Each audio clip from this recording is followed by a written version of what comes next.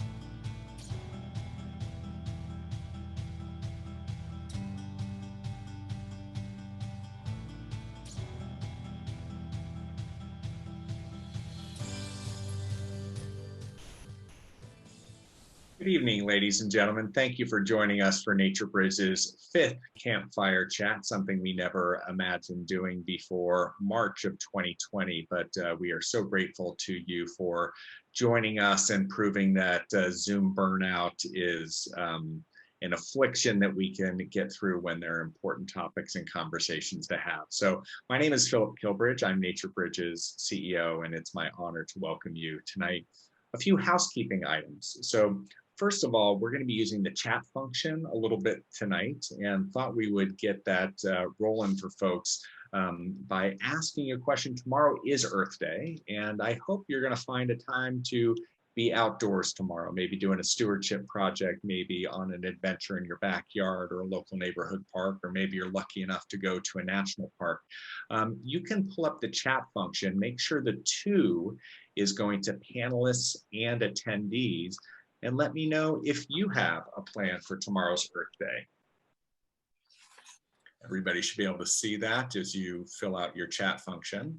I want to let you know that I'm actually going to be participating along with my family in NatureBridge's Yosemite National Park Challenge, sponsored by Fleet Feet. It's in honor of NatureBridge's 50th anniversary. You are the first group seeing the cool new logo that we have in honor of our 50th anniversary. If you want to join me and my family on the Yosemite National Park Challenge, you can certainly go to that website. And for those of you who use QR codes, you can pull up your camera and you just scan over that and you can go instantly to the web page. So people are working in their gardens. Chanté, one of our panelists, she's going to Beverly Triton Natural Reserve for a beach hike. So congratulations, Chanté.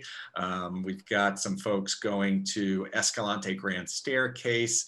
Lori Peters, it's nice to see you. So again, just let us know what you're planning to do for Earth Day tomorrow, just so we know that our chat function works.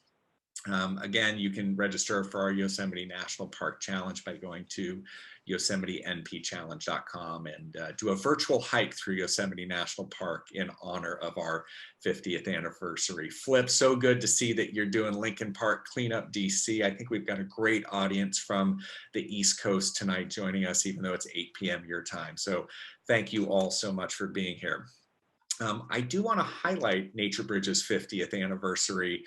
We started in 1971 as the Yosemite Institute in Yosemite National Park, and it's just our incredible honor to have made it to 50 years despite the challenges of the last year, and to be ready to open for business to welcome schools and students and kids back to discover and learn in their national parks, and to work towards the next 50 years. Huge thanks to Susan Bourne King and her husband, Steve King. Sam is going to be our incoming board chair. So delighted to have you join us. Donald Reese, the original founder of the Yosemite Institute, and his family are supporting us.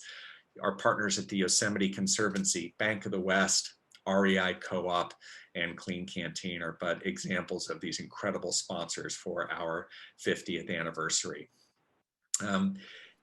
I want to slow things down a little bit and know that you registered for tonight's event, thinking we were going to be talking about aha moments and creating the next generation of environmental stewards. And I think most of you know that all three of our panelists tonight are incredibly passionate conservationists, outdoor enthusiasts, Washington, D.C. and national leaders for the environment. They are also three powerful and strong Black women. And so much has happened in the United States over the last 24 hours, the last week, the last year, the last 450 years. And there was definitely conversation and debate about what to do for this evening, given what happened in Minneapolis and beyond yesterday. So I ask that everybody who is a guest tonight understand that we may diverge from the topic that we had considered tonight and move in a slightly different way in honor of our guests who are still joining us tonight, because I know that they all believe that the work continues on. With that, I want to introduce Autumn Saxton-Ross. Autumn is a NatureBridge board member. She is a former staff member who was our Mid-Atlantic region director. She is a dear friend. She is also a human being and a mother. And it's with great gratitude and an incredible amount of humility that I welcome Autumn Saxton-Ross to convene this evening's conversation. Hi, Autumn. Hey there, and hey everyone, it's so nice to join. I have my formerly NatureBridge best as a staff person, now as a national board member, and I'm so happy to be able to be here. And so what I wanted to do to start off is, kind of echo Phil's sentiments about we had this plan and we've been talking, and I've had a wonderful opportunity to reconnect with both Chanté and Ronda in preparation. And we had a plan, and we may stick to it, we may not. We've been talking about and thinking and reflecting and just really sitting and feeling that this is a heavy time right now. And although we had a verdict that confirms what we all saw, right, it doesn't change the situation that so many folks experience and live. And as we started to think about this, it's very important for us. The reason that we showed up tonight, the reason that I am showing up tonight is that this is what the work is about. And it's very important that we share this part of the Black experience, the showing up, even though, because this is something that people need to know. These things have been happening for generations and centuries. And guess what happens? Black folks still show up for work. They still show up for their kids. They still show up for their communities. They still show up to do the work and really offer a challenge, right? Like the only thing that can be different is that now folks see that we've always been showing up, and really think about how you can support folks that through these times, through these instances, still show up. And that's what we really want to embody and discuss a little bit and show up and help folks realize and think about how they can support folks to continue to show up and do the work. Because regardless if you're here or not, we do this. And so with that, I'd love to invite Chanté and Ronda to come on screen with me so we can start to begin our conversation, and I can welcome my East Coast folks. I want to start with formal introductions and then kind of go into the conversation from there. And so I want to go back to, and of course, as a mom of young people, like all time is dependent upon when children were born. So I think we all met, there's this really great dive in the neighborhood that Ronda used to live in. Now Ronda is officially in my neighborhood about 6 blocks away. And it's called Brooklyn's Finest. And it's this wonderful dive bar. They have the best fried Brussels sprouts probably anywhere in the world. And I was so excited. I had maybe been working with NatureBridge for about a year.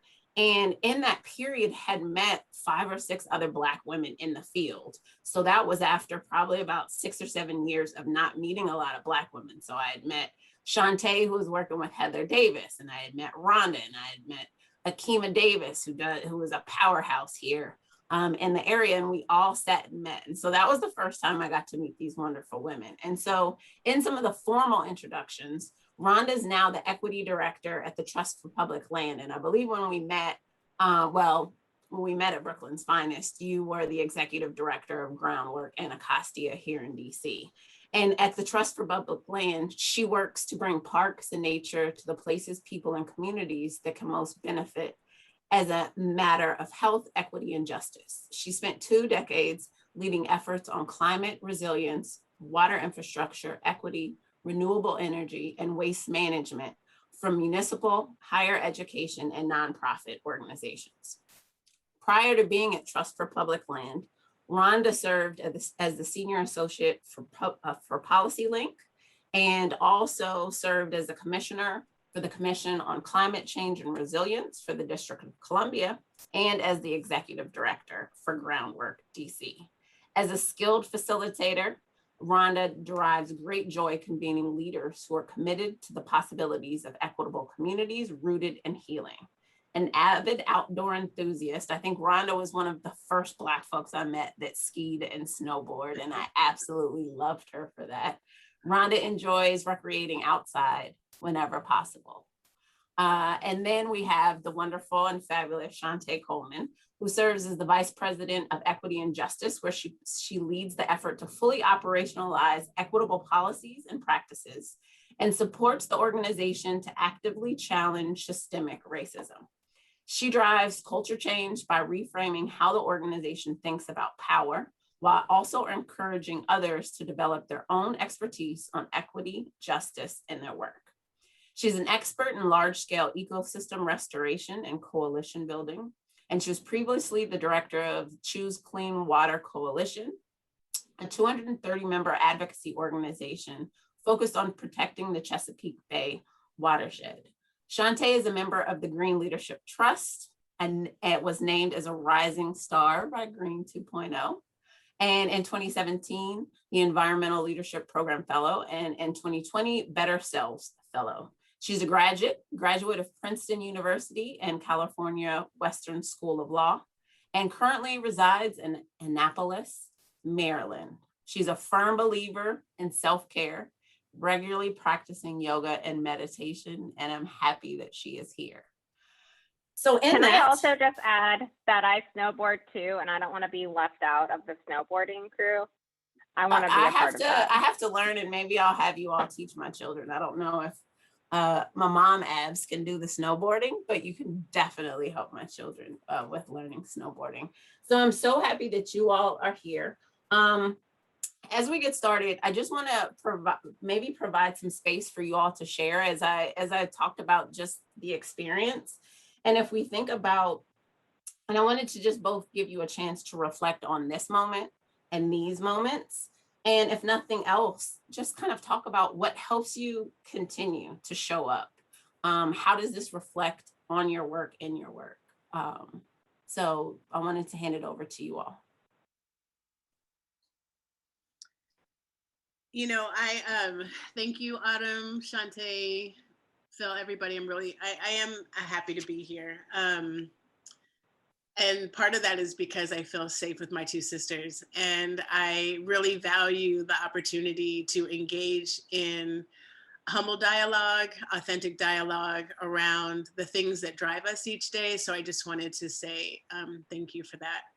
As you were speaking, Autumn, you might not have noticed, I was looking down because all of a sudden I was drawn to look up a poem that I should be able to recite and I can't. And I'm gonna share it, read it out loud in the moment, because it definitely captures kind of what's happening for me right now in the wake of the injustices and the murders of all of our brothers and sisters at the hands of people who are doing significant harm despite their job titles and their missions.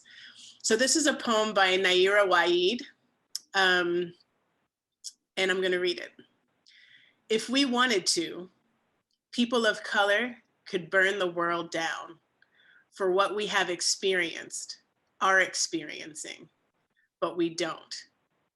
How stunningly beautiful that our sacred respect for the earth, for life, is deeper than our rage.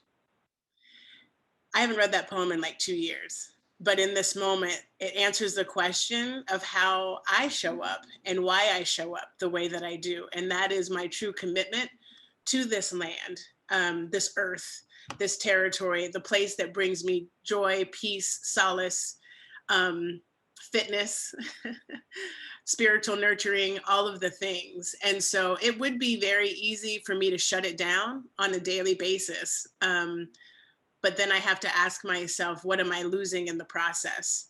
And who am I not able to affect, or impact, or touch, or redirect as a result of it? And so in some instances, I feel like this work is a vocation as opposed to an occupation.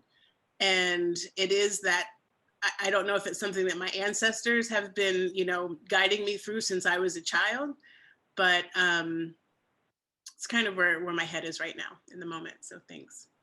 Thank you for sharing. And I will maybe say that comes from her book of poetry, Salt, that I learned about from being Ronda's friend and her just blessing folks with all types of great information and opportunity. Chanté. So I don't have a poem. Rhonda, that was beautiful. I did listen to a meditation this morning called She Let Go. And it's really just about releasing all of the things that we hold on to every day. And I think that's how I'm able to show up, is by trying to let go. And also, Rhonda, like you said, I can see change happening before my eyes. I can, like, the verdict, that's a change. Like, it's a step in the right direction, and that's change. I feel like I am a social activist working in the conservation space. Just a little bit about me. So I am in Annapolis. I'm calling in from Piscataway territory.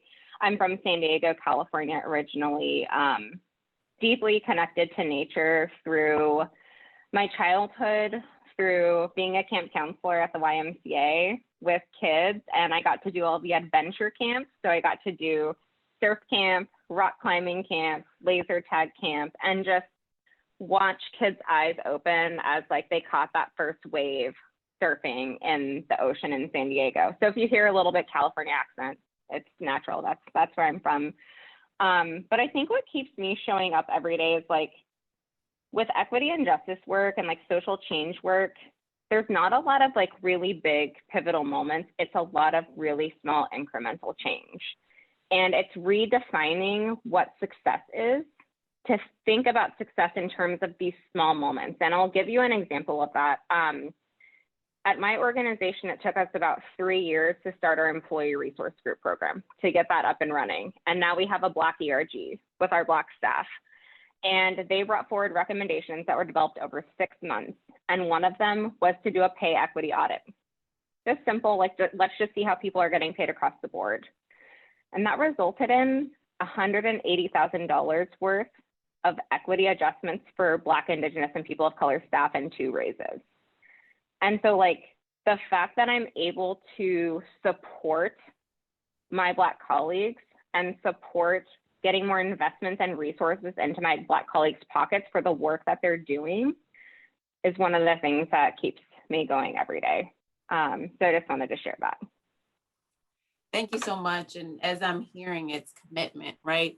And quite often we can't separate people from land. So just being able to listen and reflect and hear that message of commitment, and that being what drives us, right? Commitment to land, commitment to people, and probably I would say is the foundation of the work that you all do, right? Mission driven. And so thinking about and reflecting, I love the idea of kind of these early experiences and how that drives. I know something after talking to you, Rhonda, and just sitting and thinking about similar, right? Like we're all city kids. And, you know, as I reflect on my love of NatureBridge, you know, I was almost 40 the first time I got to go to one of these Western expansive spaces. So I was almost 40 my first time in Yosemite. And so my connection was very local. And I think about that and think about that similarity with us. Rhonda, I'd love for you to share some of your experiences just being a city kid and maybe one of those aha moments that just kind of directed you towards this commitment to the land. I will say ticks, being exposed to ticks. So when I was a kid, I was fortunate in that my parents recognized that I had a lot of energy that needed to be expended in productive ways. And so I was able to like I was a brownie and then I was a Girl Scout. And it was actually through those 2 experiences that I had a chance to camp and learn how to do tick checks and figuring out how to deal with bugs and learning how to identify all the different poisonous plants that we were recreating in. And there was, at a young age, a fundamental sense of freedom that came about when we were on these adventures. I didn't have to worry about how I talked. I didn't have to worry about cleanliness. All of those things. I was absolved of all of the rules of order that were instituted inside my home. And all I wanted to do, it was be free. So that meant that I was outside all the time seeking freedom, seeking an opportunity to express myself in as unrestricted a way as I possibly could.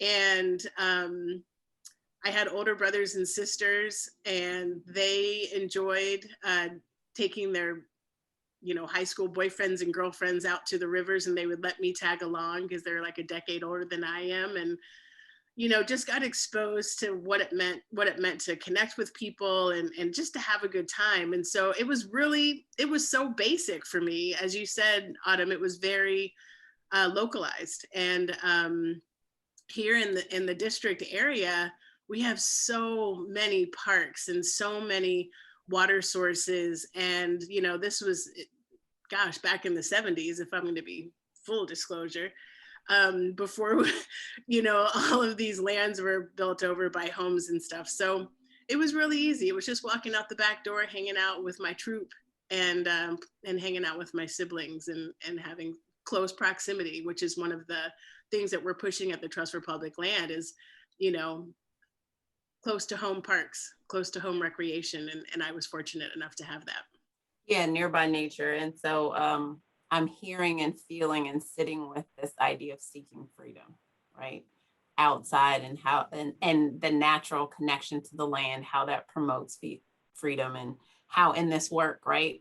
Providing those opportunities for young people like us or different from us to be able to have those opportunities for seeking freedom. Because all I hear is my mom, find something to do or I'll find something to do for you. And so that's what drove me outside of wanting to be outside and not having to, polish floors or clean the refrigerator, or all the things, your parents find for you to do when they don't want to be bothered. Chanté, if we think about these spaces, growing up in San Diego, I can only imagine growing up somewhere warm. What were some of your first experiences and kind of helped guide you towards this, again, commitment to land? And may I even say maybe your purposeful or unconscious means of seeking freedom outdoors? So thank you, Autumn. Rhonda, I think it's so funny that you talked about ticks, because we don't have ticks in San Diego, at least not that I'm aware of. So when I moved out here to Annapolis for work, my friend took me on a hike in Pennsylvania, and I was wearing shorts and a t-shirt, and we're walking through brush, and she's like, I'm so surprised that you're wearing shorts out here. And I was like, why? And she's like, because of ticks. And we still had like 2 hours on our hike. And so the whole rest of the time I was like having a complete like internal meltdown, but trying to play it cool on the outside. So ticks are relatively still new to me. But I appreciate the question. I did grow up with snails in my front yard, and I always wanted to save the snails that were in my driveway from being run over by my parents' car. And so before we would leave to go to dinner, I would run outside and I would take snail one by one and move them into the ivy and just like kind of move them over or into, it was like iceberg, move them over. And then we'd get home and I'd make my parents stop outside of the driveway, and I would go out and I'd move the snails again. Only to find out literally like a year ago that my parents had been putting snail poison in like our lawn and our grass area because the snails were eating everything. And so I was shepherding them to their death, and I wasn't even aware of it until like a year ago. And they didn't want to tell me because they knew it would like crush my soul and my spirit, like as a little human who loved natural things and like loved our natural world. So like, that's when my family knew, and that's when I knew that like I was just connected in like a different way to nature, in a special way to nature, I would say. And the moment, so we've talked a little bit about Autumn and Ronda, opportunities, like I might be jumping ahead, but within our organizations and within our space to provide for younger people to like get excited and understand what we do. And like I got an internship in law school where I will tell you, I scrolled through the internship page for like 2 days because everything looked so boring. I'm not going to lie. I was like, I don't want to work for a judge. I don't want to intern at this firm. And then I saw San Diego Coastkeeper, and it's the water keeper of San Diego. They do like marine protected areas and like lobster enforcement. And I was like, cool, I can like be at the beach doing my job. Like that seems great, and get credit for it. And my first like couple days of work, we're like out on a boat and we're doing like lobster enforcement, and we're working with like lifeguards and Coast Guard. And I'm like, I could get paid and work on a boat. Like, this is really cool. Like, this is what I want to do. And like that moment, I was like, I got to do something. I got to do something in this field. I got to do something related to this. And the woman who I was working for at San Diego Coastkeeper, and Jen, I saw your comment in the chat box that you're in San Diego. Very cool. The woman who I was working with, she recruited me for my job at National Wildlife Federation. And so like she pulled me out here away from San Diego, but I still get to be in the environmental space. And like, I don't work on the water now. I have more of a desk job, if I'm going to be perfectly honest. But that is how I got into the field and how I got really excited about working on water policy, which clean water we know affects everyone and affects our most impacted communities, and is an issue that I'm really passionate about. So thank you for the kudos on the snail story. I've never told that before, so I appreciate that. I'm going to tell my family that I told that story. Yeah, and thank you. I think about it, I tell this story of how I kind of got here. I went to GW undergrad and, thought I was in exercise science. I was going to be a physical therapist, right? Because they make good money. And I love this and I love that. My first semester of my senior year, I had to do a practicum and I hated it. So here I was with a super expensive education, about to graduate, second semester of my senior year, and hated everything.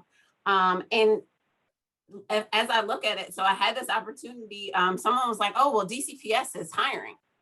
I didn't have a job. I was not moving back to Missouri. Sorry, Missouri. I'm still not moving back to Missouri. And got this job working with young people and saw the difference in my kids when we were in the building versus outside the building. And so every opportunity I got to take the kids outside, I mean, this was in the late 90s in DC. And it had gotten to the point where I actually had the guys on the corner as street guards for us to be able to walk from the school to the swimming pool during our summer program. That's how outside I was. That's how committed I was. And just realized from that moment forward that I could not work in an office. And isn't it funny that now all of us realize they didn't want to work in an office? What are we all doing in an office? And it provides us these really intentional opportunities. And I think, again, thinking about a commitment to land, a commitment to people, to be in these opportunities and to be in the space to provide opportunities for young people to know that this is possible. Rhonda, I'd love if you feel comfortable to share some of your experience at Greenpeace, right? Because it was an opportunity to work outside, but it also really speaks to some of the different lived experiences that we need to pay attention to and that we need to support and make sure that we address as we usher young people into these outdoor spaces and opportunities. Well, the thing that hindsight is everything, right? And I had no idea that my experience with Greenpeace was going to be a catalyst. It entered into my subconscious. It's pretty wild. So I think I was probably 18 and I was working at the Greenpeace headquarters as a canvasser. And at the time, the two messages that Greenpeace was promoting here in the US, one was around, this is back when McDonald's used to give their sandwiches in the styrofoam containers. And so it was a part of this initiative to ban the styrofoam containers because of how toxic styrofoam is in our ecosystems, right? And then the second issue was around, this is totally a sidebar, but the second issue was around cigarette butt pollution. And we had this really compelling narrative and video about how birds would pick up the cigarette butts and use them as fluff in their nests, but the toxins inside the butts were wearing away the feathers of the little baby birds. And so it was just a horrible outcome of this behavior of pollution, of litter. So what I learned, though, that was a catalyst for this equity work moving forward was, I was maybe one of 3 kids of color or young people of color that were doing this work with Greenpeace at that time.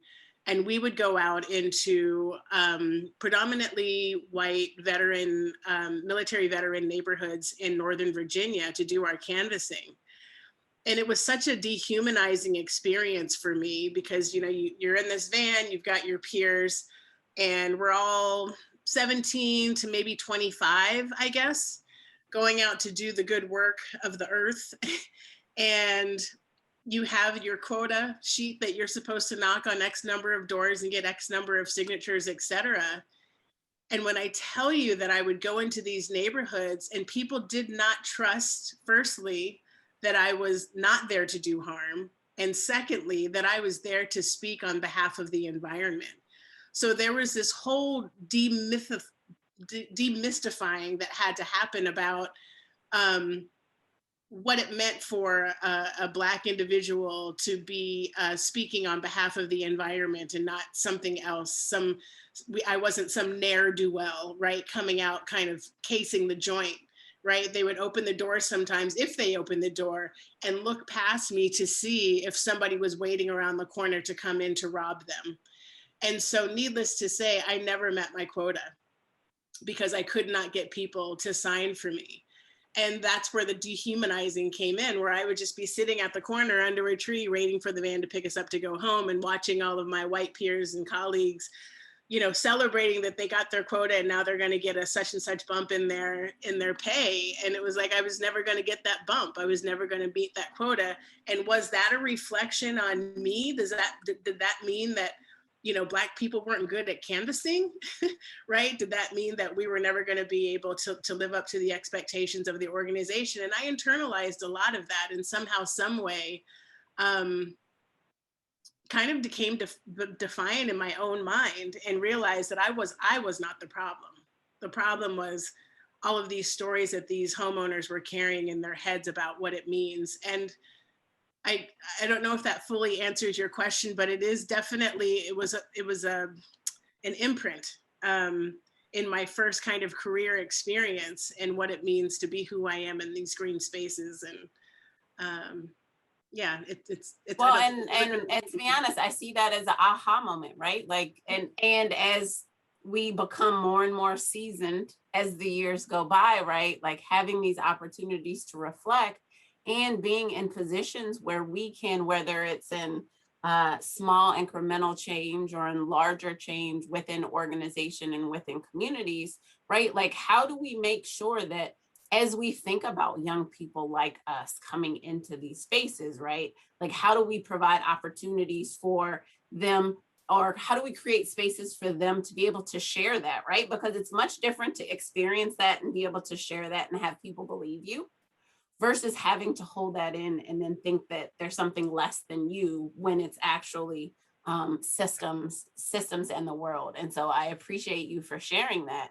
And I also offer it up for, I feel like today in the original theme of AHA changes from AHA inspiring moments, but maybe even AHA as an individual, as someone with power within my organization, within my community, right? Like, how can I make aha moments when it comes to, this thing we're always trying to solve for? How do we get more people of color? How do we get more young people? How do we get this box into this field? And really change that aha internally in believing in stories and supporting folks. Chanté, you have any reflections or any ads on that? I have a lot of swirling thoughts. Like, Rhonda, I just want to say that I also canvassed and I had very similar experiences to you. And I actually hadn't really sat in that reflection and thought about it until right now. And so I'm sort of sitting with door slams and people sticking dogs on me and people making threats to me when I was canvassing in San Diego in certain neighborhoods. And so I just want to say, like, I hear you and I'm with you on that.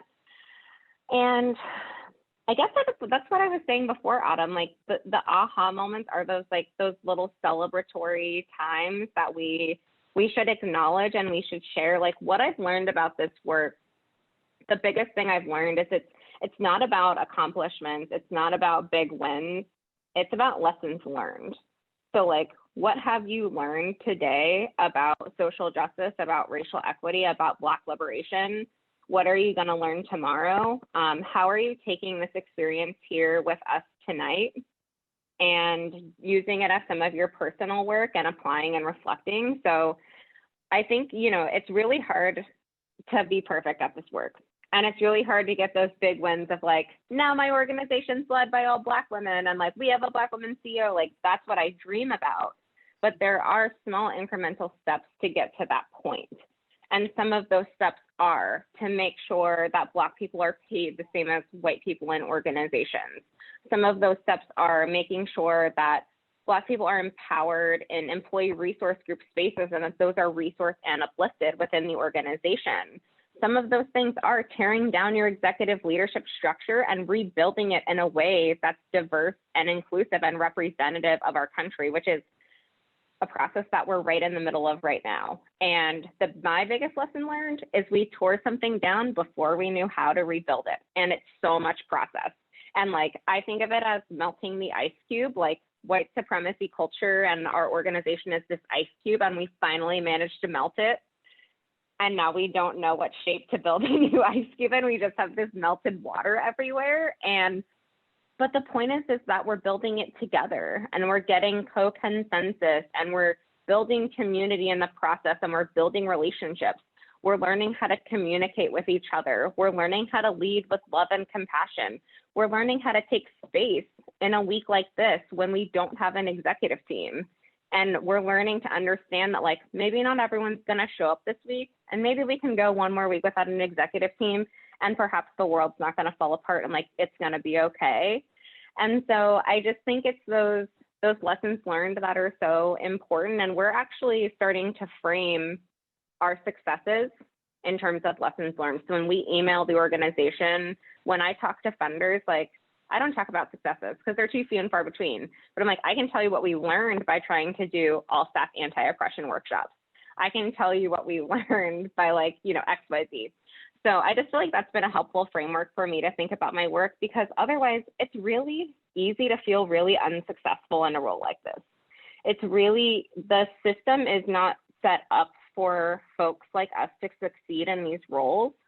These roles are countercultural, they're counter-structural.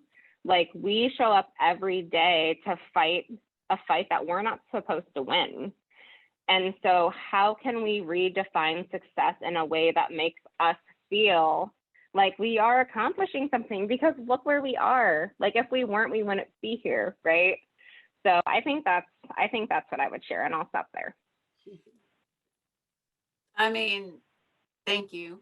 And it, you know, I keep coming back to this, and I'm not as good as you are. And yet we still show up. I just keep hearing that, and the showing up in roles that, you know, like, these roles are meant to break down systems that don't really want to be broken down. So as we think about so many positions, right, like, it's nonstop. I know that you two are being, you know, pelted constantly with new diversity managers or chief equity officers. And, you know, Rhonda and I are a little more new in our roles, although we've been doing the work for a while. But I'd like to ask Rhonda just to think about that, and some of the trends in these positions. And, you know, kind of also thinking something that I've been sitting a lot more. I lead with race. I'm very comfortable with leading with race, but in some of the personal work we've been doing at work, I decided to, like, examine gender, right? And, like, really sit in this intersectionality and recognizing, like, what does it mean? What does it look like? How does this work happen? It seems like, and I'll throw out that 90% probably of these positions are led by women of color, probably specifically Black women. And, you know, just ask for maybe a reflection on that, you know, because we're kind of getting to time. And is there something you want to leave with? I know, right? Like, we're over 25 minutes. You know, it's an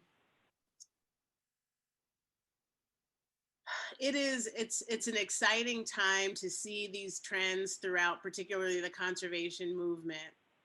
And one of the things that, so I'm happy where I am. Anybody who's out there listening who's with the Trust for Public Land know that I'm happy. I have no intentions of making any changes. And I will say that I almost daily have to ask myself, am I in the right place? Am I doing the right work?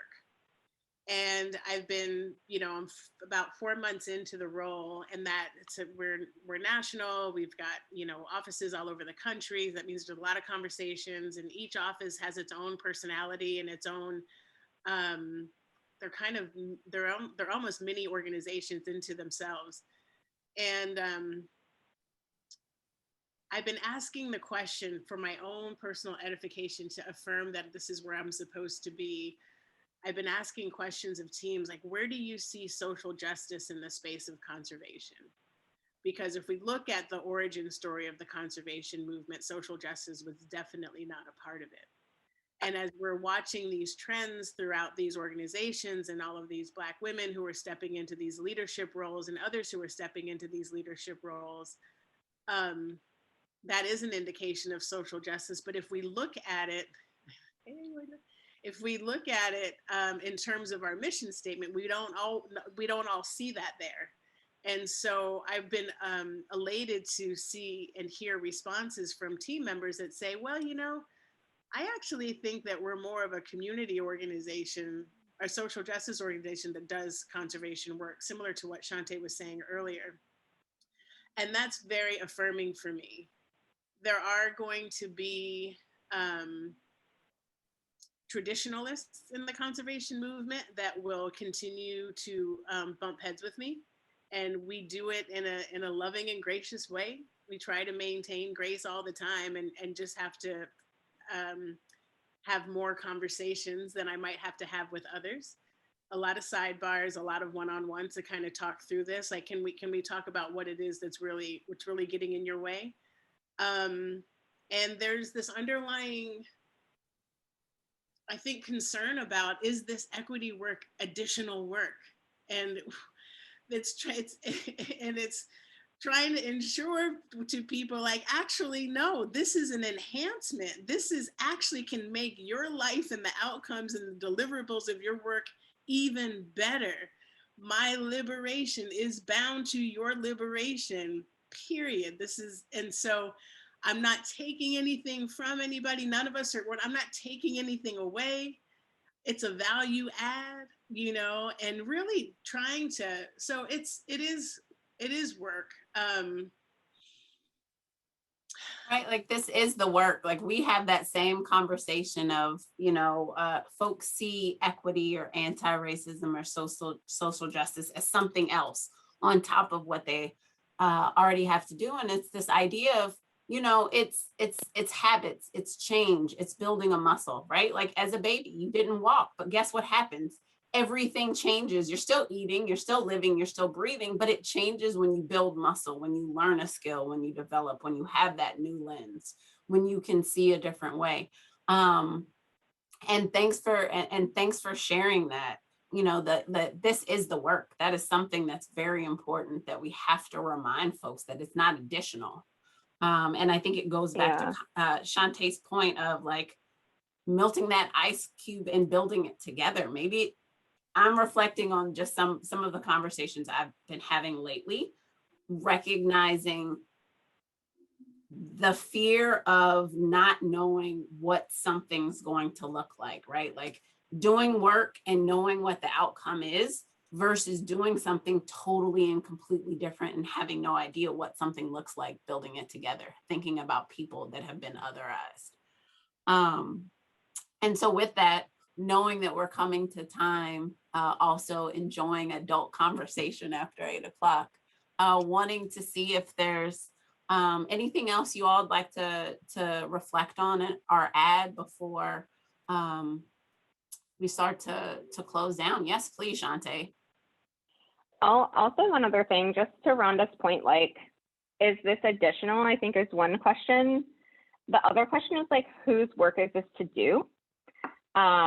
Like at National Wildlife Federation, we have an anti-racism commitment on our website, right? Like, but we face serious barriers to becoming an anti-racist organization.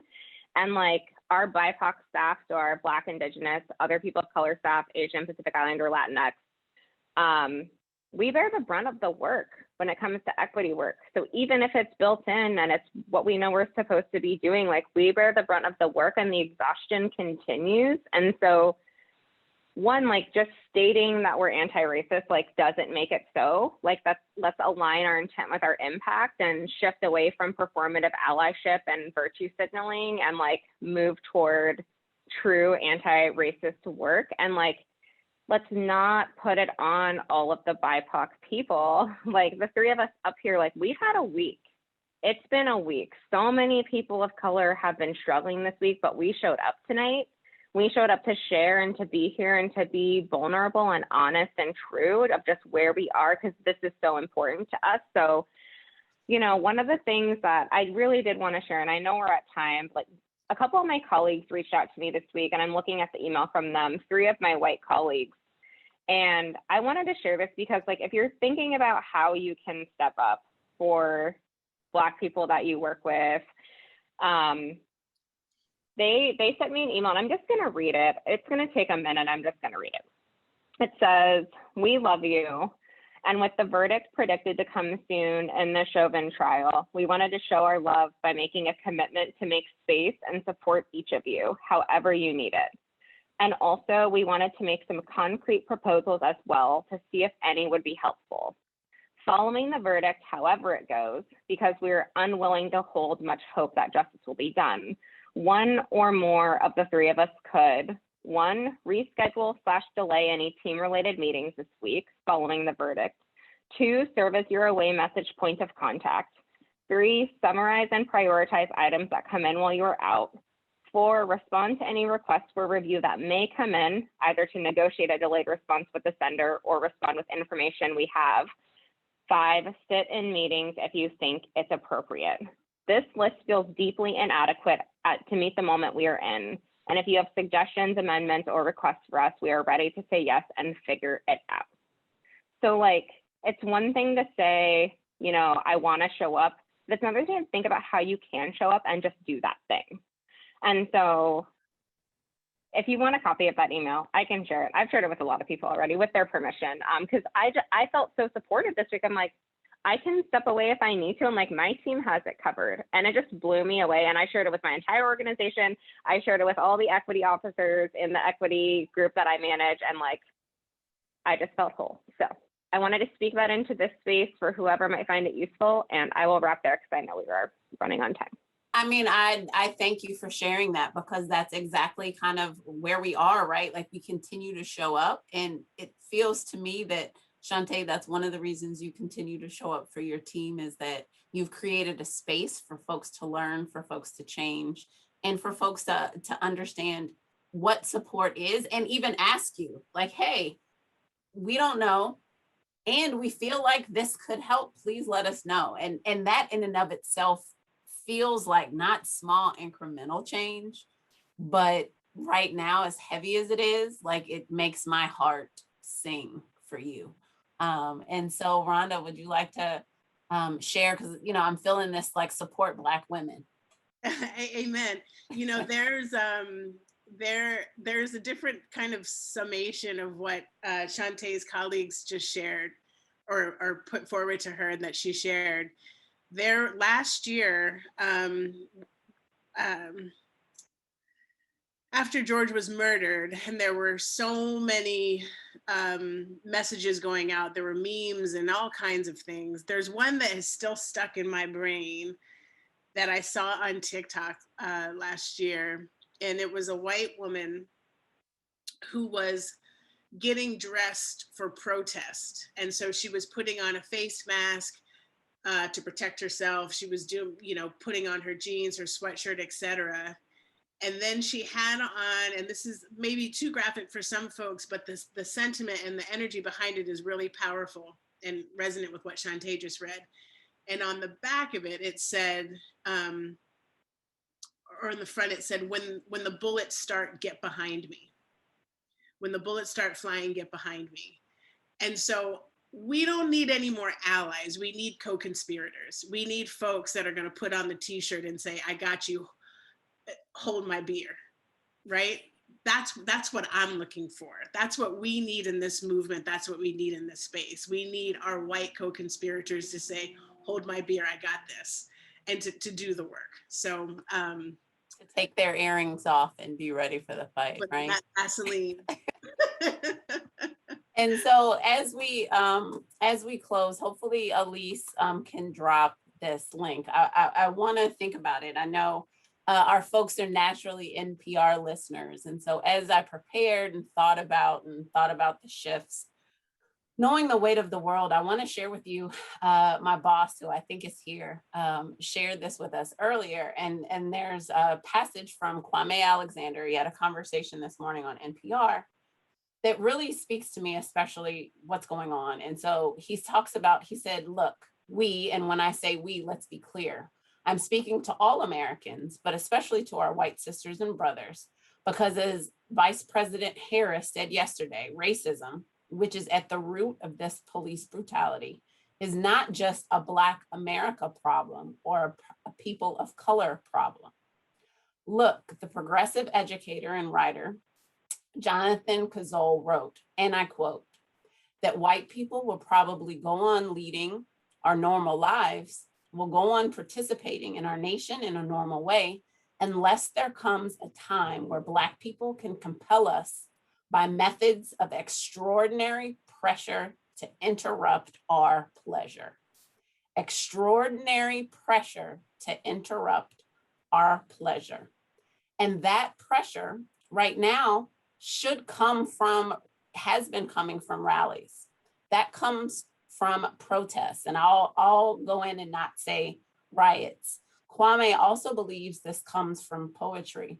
What I'd like to say is this also comes from individual knowledge building, awareness, and change, asking yourself what I should do to interrupt my pleasure, to support other people in doing this work.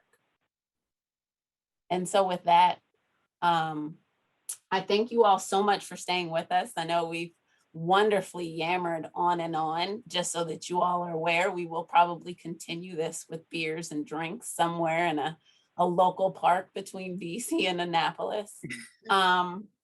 With that, if you all would like to connect with us, we welcome you to connect with us on LinkedIn. If you have any comments, take a night, have a beverage of your choice and reflect on some of the things that we say.